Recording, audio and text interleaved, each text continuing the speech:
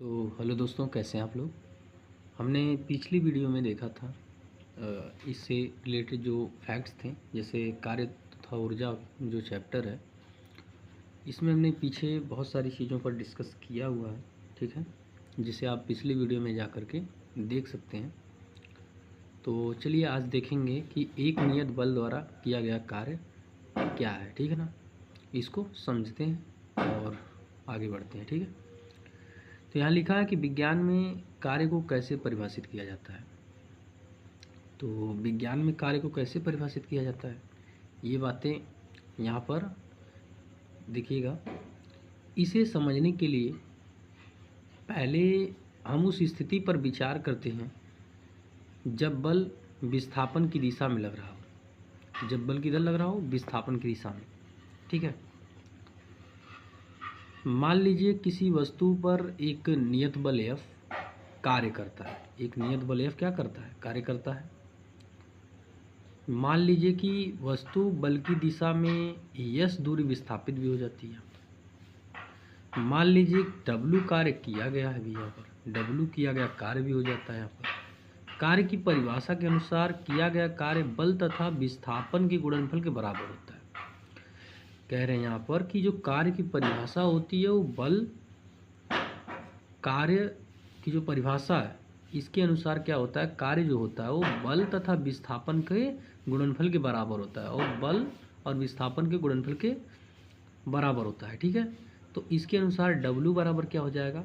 W बराबर F into yes हो जाएगा, यानी किया गया कार्य बराबर बल गुणे विस्थापन हो जाएगा। ठीक है, ये इसका फार्मूला हो जाएगा जो बहुत ही इम्पोर्टेंट है, जिससे आपको याद रखना है। ठीक है, चलिए तो आगे हम लोग बढ़ते हैं। देखिएगा, लिखा है कि अतः किसी वस्तु पर लगने वाले बल द्वारा किया गया कार्य बल के परिमाण तथा बल की दिशा में चली गई दूरी के गुणनफल के बराबर होता है। यानी जो कार्य होता है, बल का जो परिमाण होगा और बल की दिशा में जो वस्तु जितनी विस्थापित होगी, बल की दिशा में वस्तु जितना विस्थापित होगी वही कार्य कहलाएगा। दोनों का गुणनफल आप कर देंगे तो वही कार्य कहलाएगा।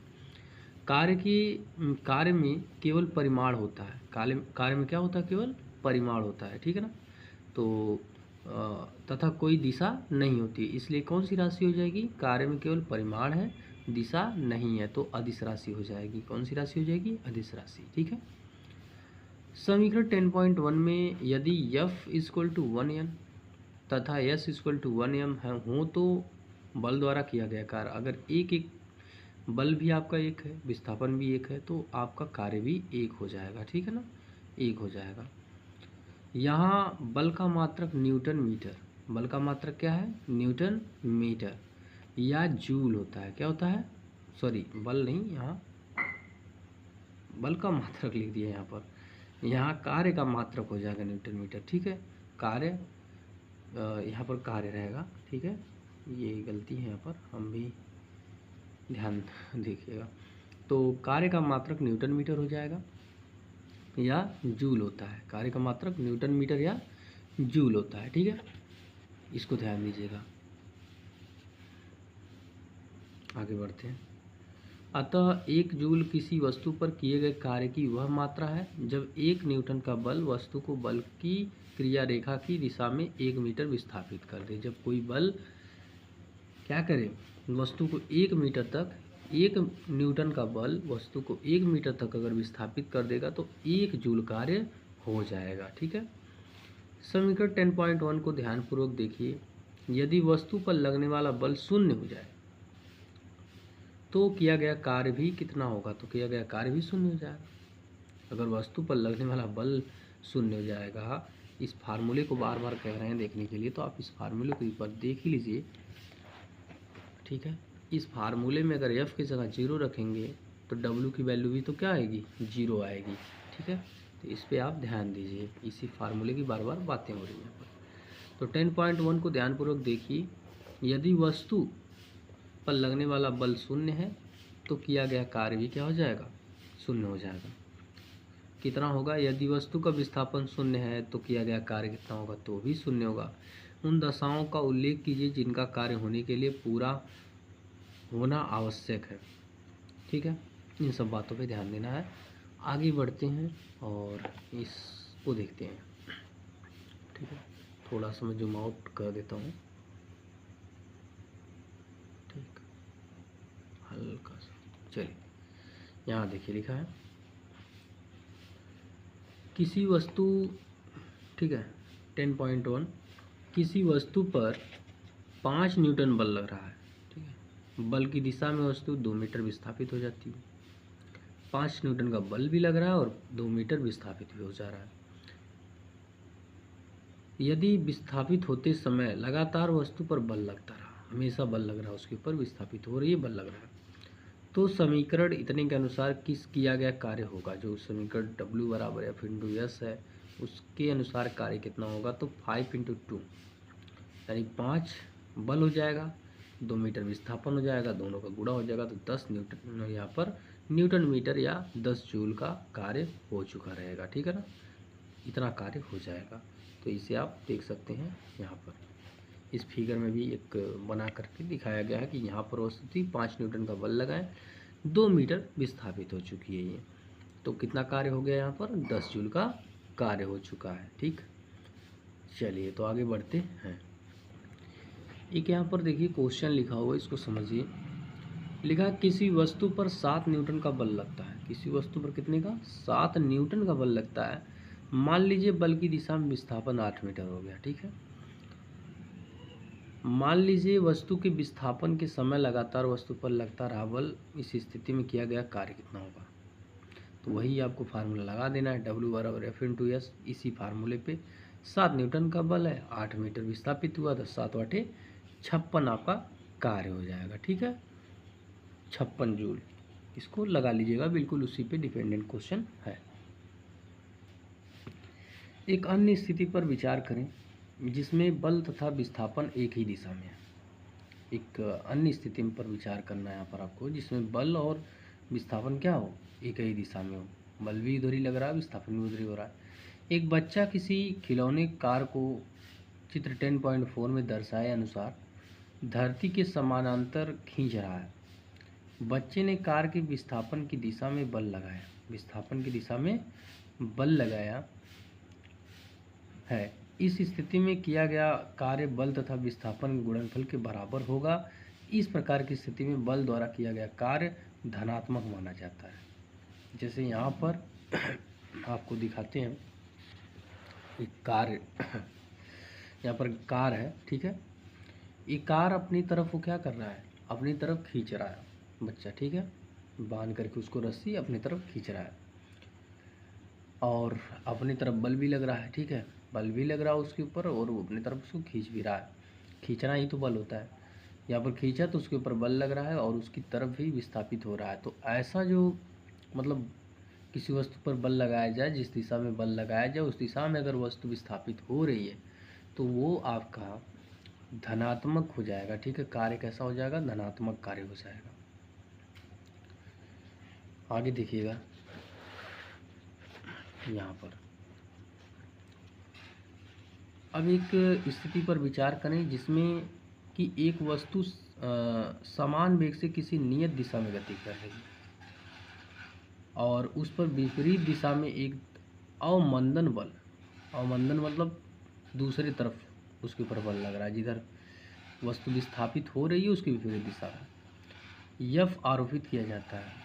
फिर से एक बार देखिएगा, अब एक स्थिति पर विचार करें जिसमें एक वस्तु समान वेग से किसी नियत दिशा में गति कर रही है, एक दिशा में चल रही हो और उस पर विपरीत दिशा में एक अवमंदक बल लग रहा है, उसकी विपरीत दिशा में उसके ऊपर बल लग रहा है कि वस्तु रुके, यह आरोपित किया जाता है। अर्थात दोनों दिशाओं के बीच 180 डिग्री का कोण बन रहा है ना। माना कि वस्तु यस दूरी के विस्थापन के पश्चात रुक जाती है। ठीक है, ऐसी स्थिति में बल F द्वारा किया गया कार्य ऋणात्मक माना जाता है और इसे ऋण चिन्ह द्वारा निर्दिष्ट किया जाता है। बल द्वारा किया गया कार्य W बराबर F इंटू ब्रैकेट में माइनस यस या माइनस F इंटू यस है। जब बल विस्थापन की दिशा के विपरीत दिशा में लगता है तो किया गया कार्य ऋणात्मक होता है। इस बात पर भी ध्यान दीजिएगा कि जब वो बल विस्थापन की दिशा के विपरीत दिशा में लगता है तो किया गया कार्य ऋणात्मक होता है। जब बल विस्थापन की दिशा में लगता है तो किया गया कार्य धनात्मक होता है। ये दोनों बात आप ध्यान दीजिएगा। जैसे ये विपरीत वाला मैं बता रहा हूँ तो आपको ऋणात्मक कार्य वाला, आप कुछ स्पीड से ट्रेन चल रही है, अगर उसमें ब्रेक लगने लगता है तो क्या करने लगती है, बस ट्रेन क्या करने लगती है, रुकने लगती है। तो ऐसी कोई भी वस्तु है अगर गतिमान अवस्था में है, अगर आप उसे रोक रहे हो आगे से फोर्स लगा कर या कुछ किसी भी तरीके से आप रोक रहे हो उसको, तो वहाँ पर आप ऋणात्मक कार्य करते हो। ठीक है, ऋणात्मक कार्य वहाँ पर हो जाएगा। अगर आपकी कार चल रही है, उसकी स्पीड और बढ़ाते जा रहे हो तो वो आपका धनात्मक कार्य होगा। ठीक है ना। तो आगे की तरफ चलते हैं। थोड़ा सा यहाँ कुछ लिखा हुआ है उसको भी समझा देते हैं। तो यहाँ पर देखिएगा, लिखा है उपरोक्त विचार विमर्श से यह स्पष्ट है कि किसी बल द्वारा किया गया कार्य धनात्मक अथवा ऋणात्मक दोनों में से कोई एक हो सकता है। कोई भी आप मतलब बल लगा रहे हो उसके द्वारा आपको देखा जाएगा कि यहाँ पर कार्य दो टाइप का, धनात्मक या ऋणात्मक, दोनों में से कोई एक हो सकता है। इसे समझने के लिए आइए निम्नलिखित क्रियाकलाप करते हैं। तो कुछ क्रियाकलाप करेंगे आप तो आपको ये चीज़ें और भी समझ में आएंगी। जैसे यहाँ पर लिखा है, देखिए क्रियाकलाप को देखिए, लिखें कि किसी वस्तु को ऊपर उठाइए।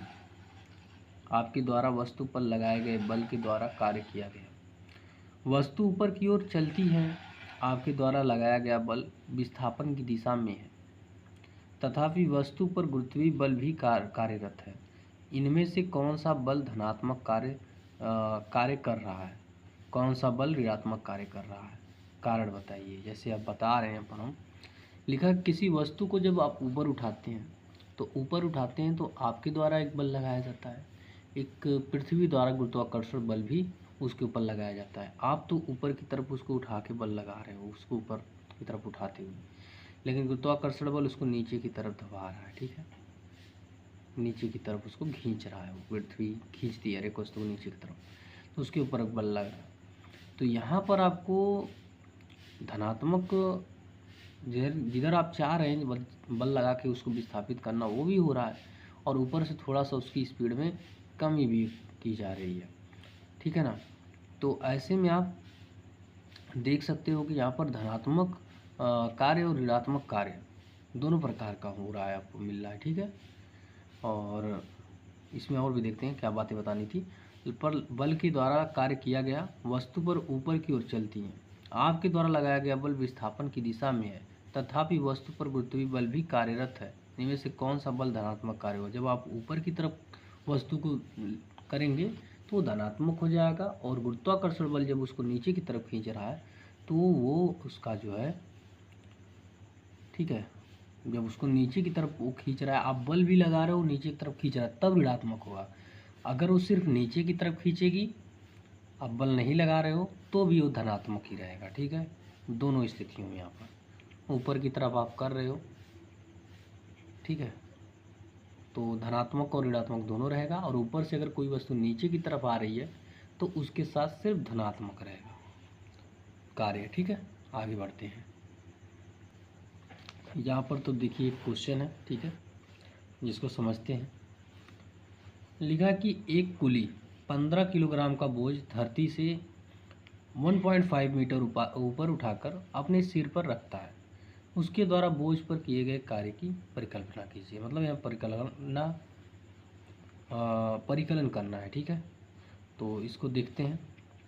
आपको एक बात बताई गई थी जब आपको इसमें चैप्टर में पढ़ाया गया था कि कोई भी आदमी अगर उसे किसी भी सामान को अगर 90 डिग्री, ठीक है, कि मतलब एकदम उसको लंबवत उठाता है या उठाकर रखा हुआ अपने सिर पर रखा हुआ, तो वहाँ पर कार्य आपका क्या होता है, शून्य होता है।